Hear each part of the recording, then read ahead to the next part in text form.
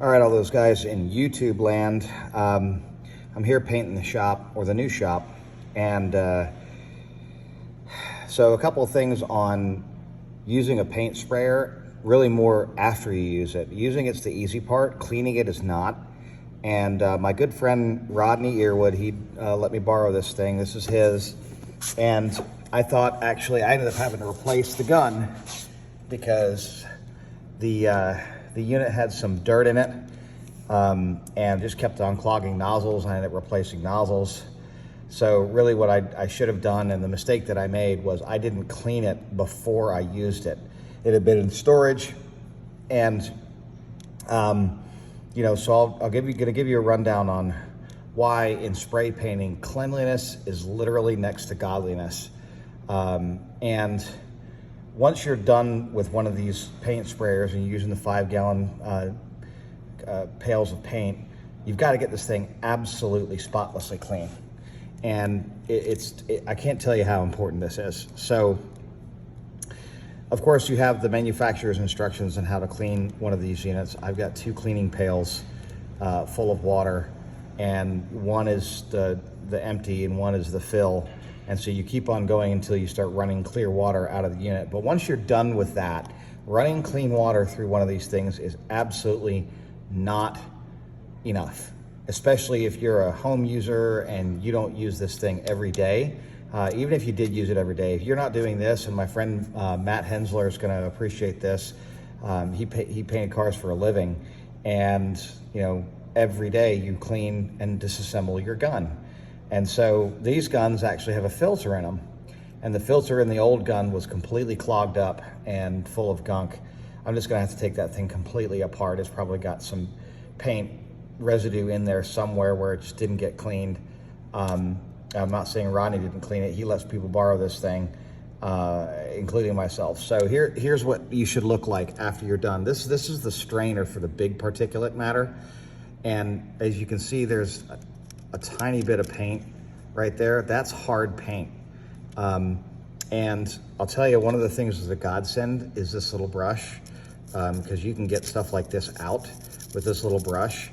But this thing should be absolutely clean. There should be no color of paint inside of this whatsoever. So this is the first thing that you rinse, and also the first thing you replace if you start getting lots of clogged tips and things like that.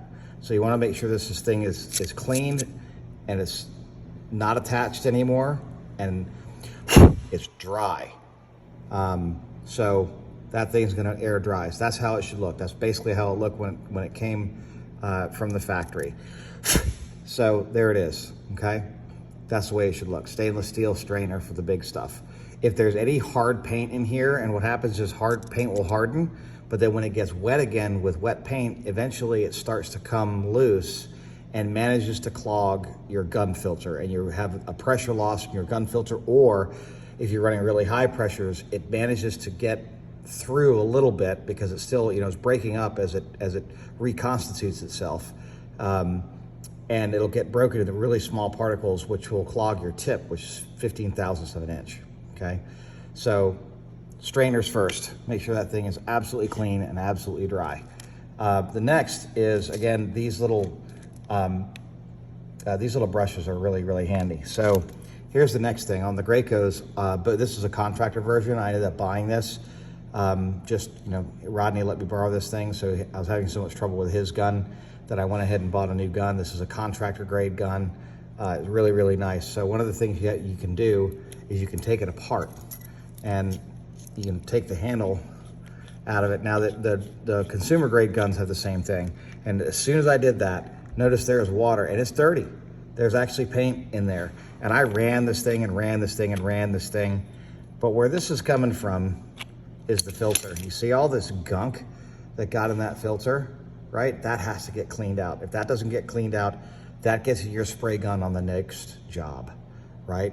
And so this thing should have absolutely no colored paint in it whatsoever. And wherever my thingy is to clean it with, actually up here.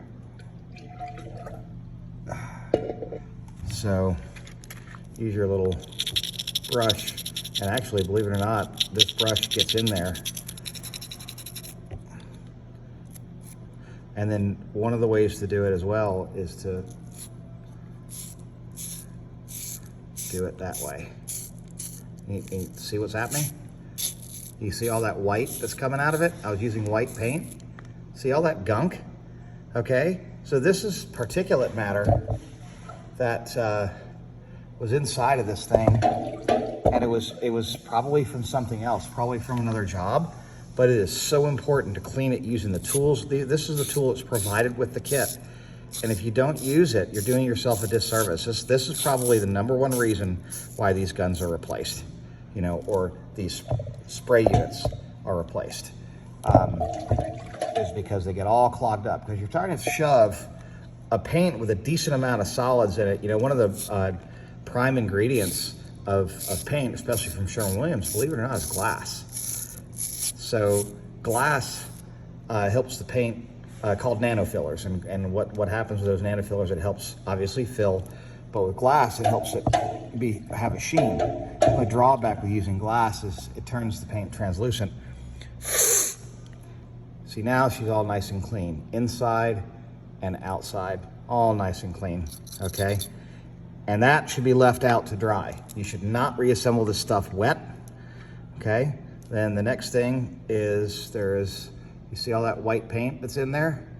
Okay, that needs to go. So you can use the bigger of the two and just clean her out. Clean her out. And then take the smaller one in through here and clean out any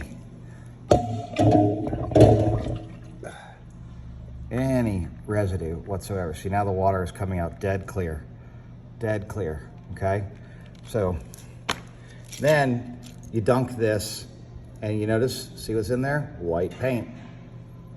That just collected in there, okay? And that's the inlet is actually the small hole. Let's see if I can get it right there.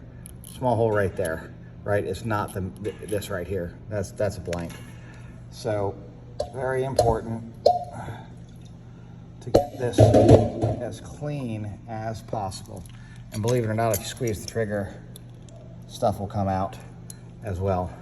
And then this is completely clean for the most part.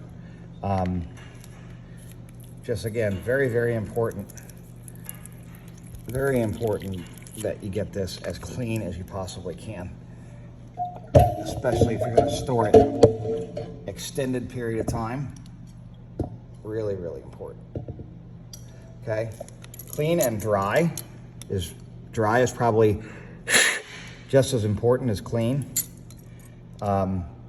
And the reason why dry is so important is because even this stuff's made out of stainless steel, yes, but it could rust.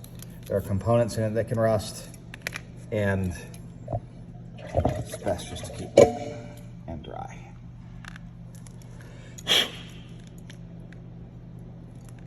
See, now it's all nice and clean in there. Boom. I am happy. And the gun should be happy, and Rodney will be happy. So that's it on cleaning up your paint gun after you're done with paint. Take care.